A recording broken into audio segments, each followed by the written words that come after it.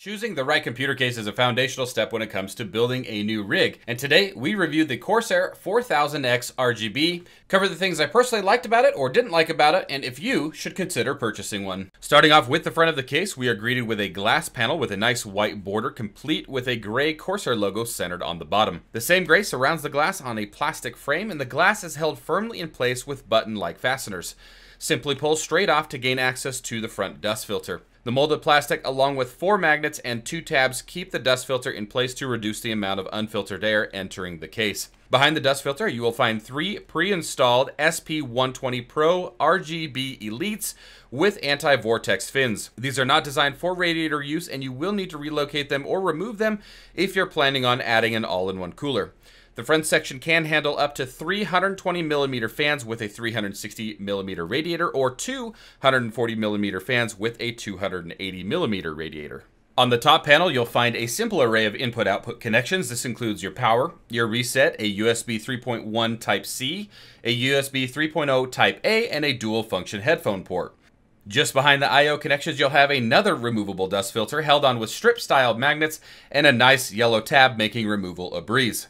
Under the filter, you'll find support for up to 220mm fans with a 240mm radiator or 240mm fans with a 280mm radiator, with plenty of room for memory modules. The glass side panel has the same white border we saw from the front panel. The thumb screws are secured to the panel to keep you from losing them, and the 2 metal tabs allow for easy removal without getting fingerprints on the glass.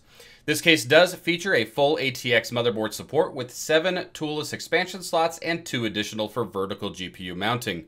This supports up to a 14.1 inch or a 360mm GPU in length. Support for a single 120mm fan can be found on the rear inside of the case.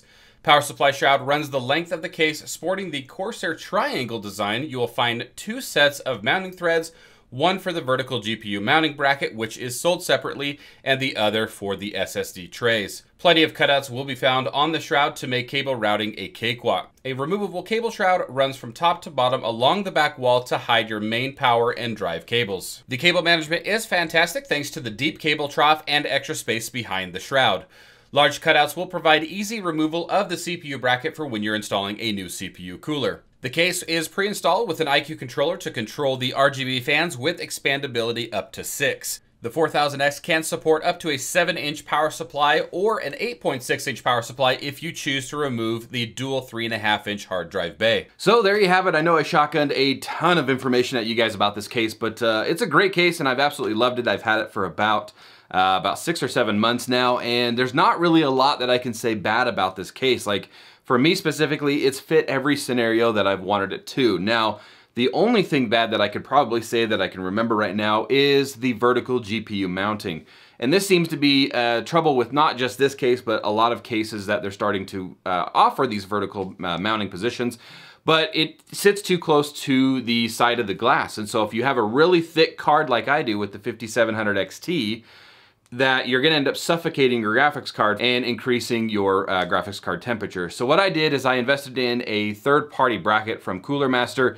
It expands, I think it was like 50 to 60 bucks. It does require 7 expansion slots because it does use all of those. So if you have any other expansion cards in your PCI slots, you will not be able to use this. But if you don't, you can use it, and it puts the GPU mount, I don't know if you can kind of see it back there, but it centers the card in the center of the case, allowing proper airflow to it. So now the other concern that you may have about it is the airflow on the front. Because of the glass panel, there are some restrictions to the front fans. I have not seen any issues with thermals. I usually keep my house about 70 to 71 degrees.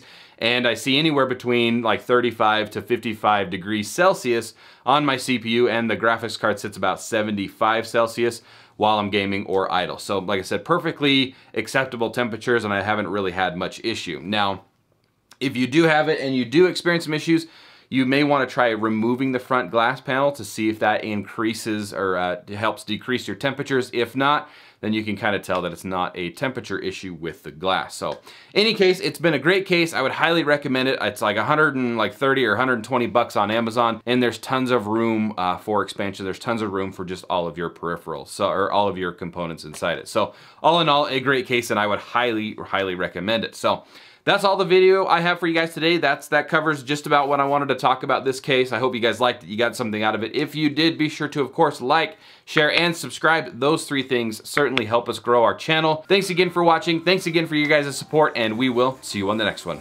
Peace.